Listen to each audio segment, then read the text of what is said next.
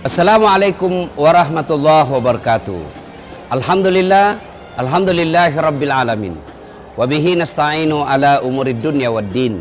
Asyhadu an la ilaha illallah wa asyhadu anna Muhammadan abduhu wa rasuluh. Allahumma salli ala Sayyidina Muhammad wa ala alihi wa sahbihi ajma'in. Amma ba'd. Pemirsa TVRI yang insya Allah dimuliakan dan dirahmati oleh Allah Subhanahu wa Ta'ala.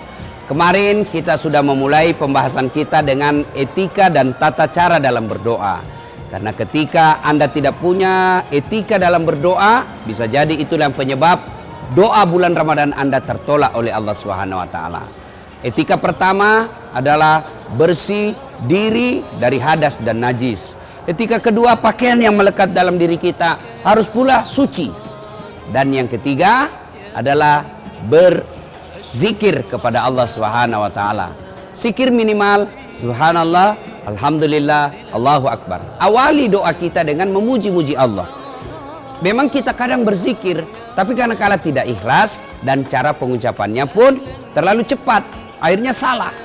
Kadang-kala saya di masjid saya heran, sama-sama subhanallah saya baca, sama-sama 33, sama-sama mulainya, saya baru 11 dia sudah sampai. Kenapa dia baca sembilan? Apa artinya itu? Dullah. Ada dullah di sampingnya. Dia bilang, siapa Pak? Kenapa? Siapa yang Pak? Ini karena salah. Jadi sekali melakukannya, maka lakukan dengan sebaik-baiknya. Sempurnakan ucapannya. Subhanallah, subhanallah, subhanallah. Alhamdulillah, alhamdulillah. 33 kali. Kenapa mesti mengucapkan dan memuji-muji Allah? Ya itu yang dilakukan Rasulullah. Karena Rasul ada teladan kita, maka kita mengikutinya. Contoh paling gampang. Ketika saya masih kuliah dan sekolah, ketika saya meminta pembayaran sama bapak saya, duit pembayaran sama bapak saya, biasa saya puji dulu. Karena bapak saya ini senang sekali sepak bola, saya pancing dengan cerita sepak bola. Senang betul kalau cerita sepak bola.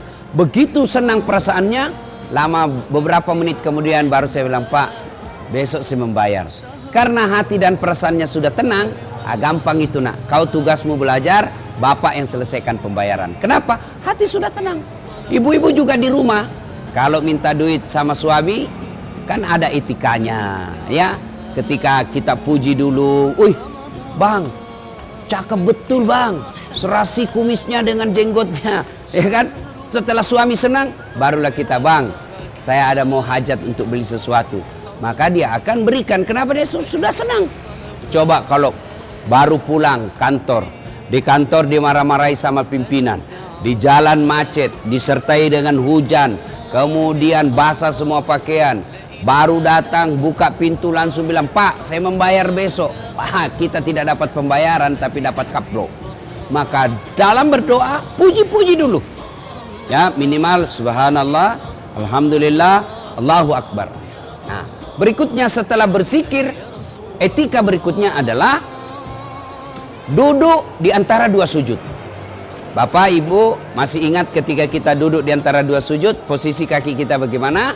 Nah, seperti itulah cara kita ketika mau berdoa. Ustadz, boleh berdiri? Boleh.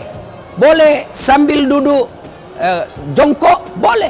Tapi yang disunnahkan adalah duduk seperti ketika kita membaca doa duduk di antara dua sujud. Kalau maknanya, kalau kita lakukan ini dengan etika, doa kita cepat sampai. Kalau kita lakukan tidak dengan sesuai sunnah, doa kita bisa jadi sampai, tapi lama, macet. Kalau kita berdoa sesuai sunnah, ibarat jalan tol, bebas hambatan, cepat sampai. Maka etika diantaranya itu adalah berzikir, memuji Allah, lalu duduk di antara dua sujud. Berikutnya etikanya adalah mengangkat kedua belah tangan.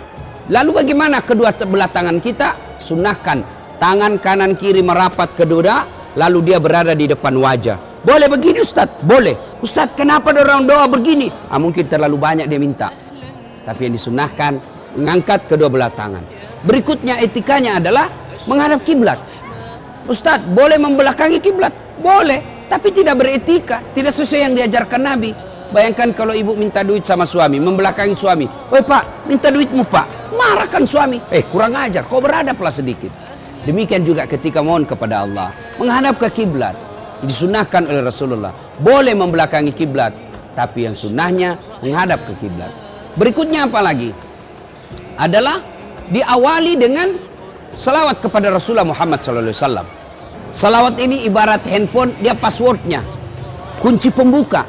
Karena Rasulullah menjelaskan, siapa yang berdoa tidak diawali dan diakhiri dengan salawat, maka doanya tergantung antara langit dan bumi. Salawatlah, Allahumma salli ala Sayyidina Muhammad wa ala ali Sayyidina Muhammad. Atau mau yang lengkap, Allahumma salli ala Sayyidina Muhammad wa ala ali Sayyidina Muhammad wa barik ala Muhammad wa ala ali Muhammad, dan seterusnya.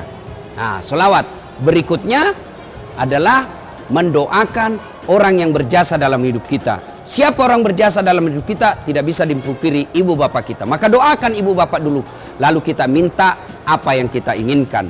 Setelah itu sampaikan berulang-ulang, lalu ditutup lagi dengan selawat. Subhana rabbika rabbil izzati amma yasifun wa salamun alal mursalin walhamdulillahi rabbil alamin.